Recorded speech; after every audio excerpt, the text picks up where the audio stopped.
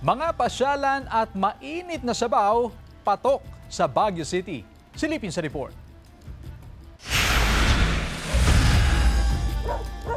Maraming turistang ine-enjoy ang malamig na panahon sa Baguio City. Dinayo ang Christmas Village na may iba't ibang atraksyon.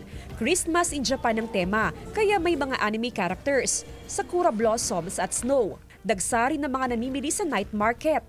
Mga damit panlamig ang puntirya ng ibang namimili.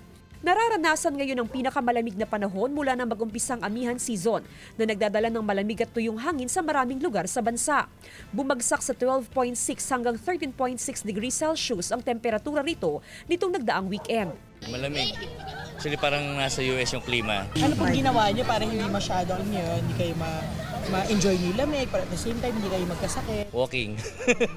Walking kami sa Session Road. Pilang mga nagpapapicture dito sa iconic na Lion's Head sa Cannon Road. Marami ring namamasyal at nagbibisikleta sa Burnham Park. Karaniwang kasama sa OOTD nila ang mga jacket, sweater at balabal. Yan ay kahit sarado pa rin ng Burnham Lake na sumasa ilalim sa rehabilitasyon. Mabentang strawberry taho na bukod sa masarap ay pampainit din sa pakiramdam. Paghigop naman ng mainit na sabaw ng mami ang panlaban ng ilang dumayo sa pagbubukas ng enchanting Baguio Christmas sa Rose Garden ng Burnham Park. Sarap nito, Brad, no? Wow. Ha? Okay to, man. Pinipilahan nga ang kainang ito dahil sa kakaibang mami na ang pampalasa ay kiniing o smoked meat. Isa pang panlaban sa lamig ang kanilang Black Forest Cake Coffee na may dark chocolate, whipped cream at cherry on top.